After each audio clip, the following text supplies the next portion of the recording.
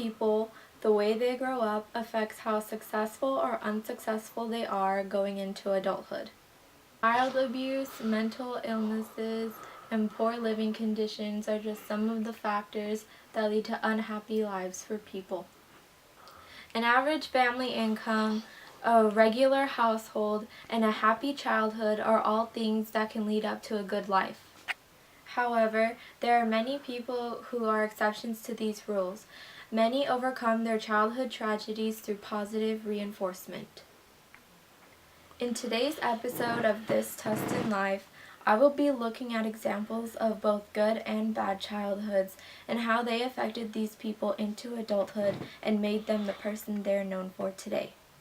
For my first story, I will be profiling Oprah Winfrey and how she overcame bad childhood experiences. We're here on the road leading to my house where I was born.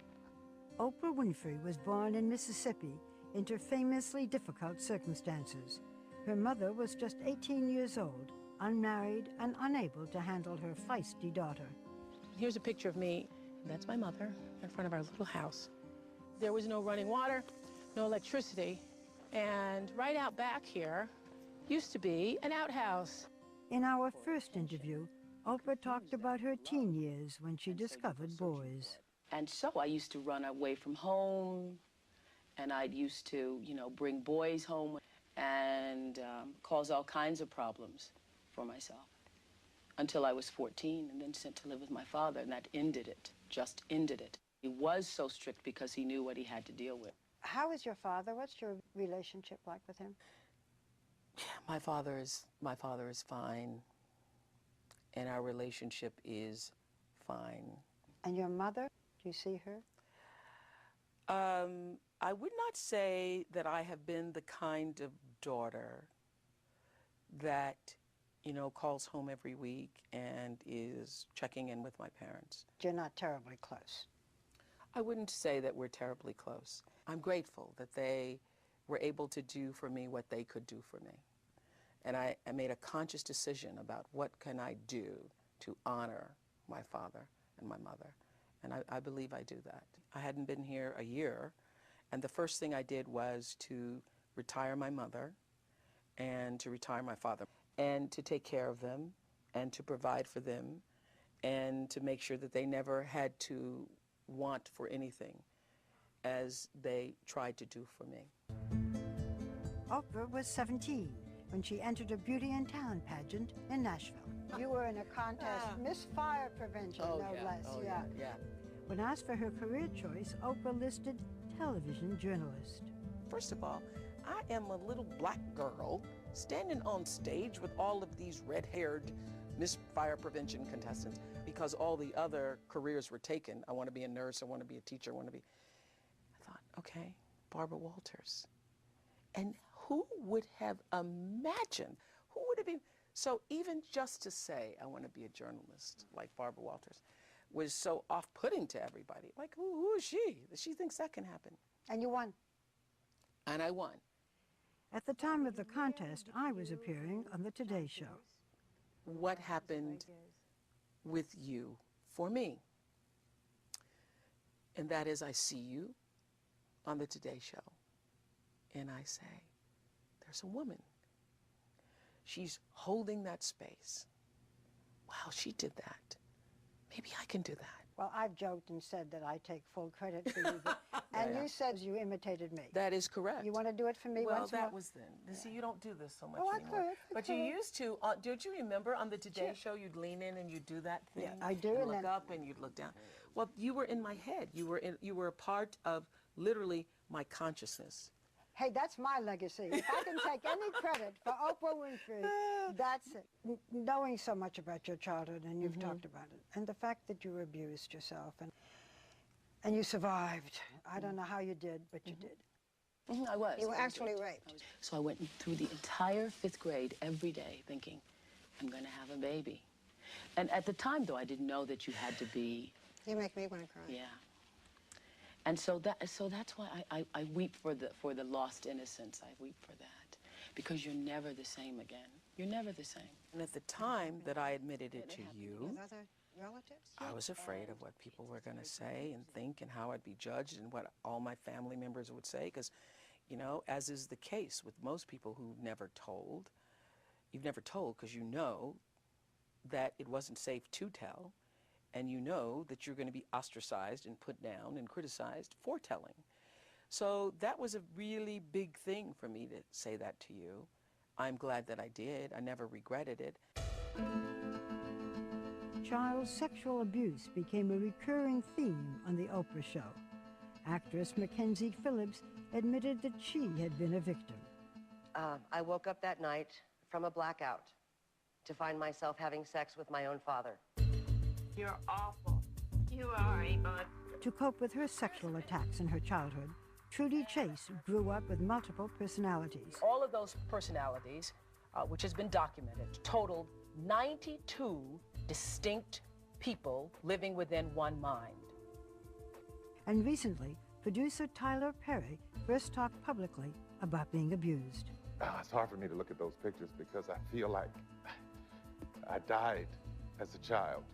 And then he appeared with a group of 200 men, all victims of childhood sexual abuse. It's hard 25 years in to do something that I think, gee, has never been done before. Or for me, in the middle of a show, to have what I call my, you know, a favorite aha moment. How many of you in this audience were abused by more than one abuser?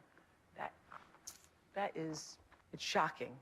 It's shocking. This is the thing that I could feel with those men in my audience. You never imagine that when you use your voice in that way, that there's so many others who say, oh, that happened to me. I have never been prouder of myself and my team. I've never been prouder of the work. Thank you for joining us today and honoring all of these men. Thanks, everybody. With her story, Oprah Winfrey is an inspiration for men and women across the globe to overcome negative childhoods with positive reinforcement. For my last story, I will be looking at the life of Miley Cyrus and how her happier childhood molded her into the person she is today. Music has always been such a huge part of her life, you know, since she was itty-bitty. We always had a jukebox in our playroom, and my dad would come in and play music all the time. He would always play Elvis. My dad would play Joan Jett. My dad played a lot of, like, Etta James when I was really young. So I was just brought up around so much different music. I bought my first guitar when I was about 8, and I didn't even know which way the guitar went. I was playing upside down because my dad's left-handed, so I would play it left-handed. I just enjoyed writing. I had a little, like, cassette player my dad got me. It's before I had the iPhone. It's pre-iPhone, kids. We had a little cassette player, and I would take it around, and me and my dad would record on these little cassettes and put it in the car and listen to it in his truck all day. So that's when I started really loving music. Miley grew up with a famous dad, so everything wasn't so new to her. She literally grew up in that world, but I think it's really what makes her understand what's real, what's show, what's real life.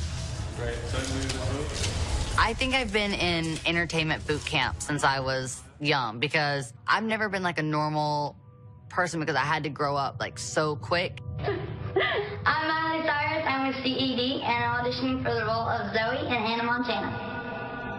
Miley kind of gave up her childhood to be in the entertainment business. It's kind of funny to think about that only 8 years ago we were traveling around and all we had to worry about was winning nationals down in Florida with her cheerleading squad. It became like the biggest thing in the world. That's what's insane is like, I feel like I'm a part of, it is part of like history. As a 14, 15, 16-year-old kid, she had gone where no one had ever gone before. The way that I am about Britney, that is the way people are about me. She was my first record. I was a lot of people's like first album. I was a lot of people's first idol. I was, you know, and so I think there's something like, again, how I'll be a diehard fan for Britney always because she's that for me. That's what my fans are. So I can't throw any shade on anything I did as a kid, but my whole life, it was never about having control, so she would just come out with my face on it and that would be it, you know? And so now nothing can have my face on it, my name by it, that isn't dope, that isn't like, isn't a part of the movement.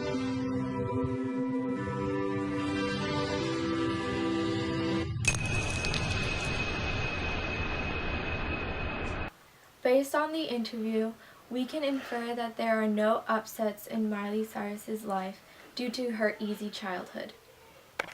Today's episode highlights the idea that childhood affects you into adulthood, whether it's good or bad, and shapes you into the person you will become in the future.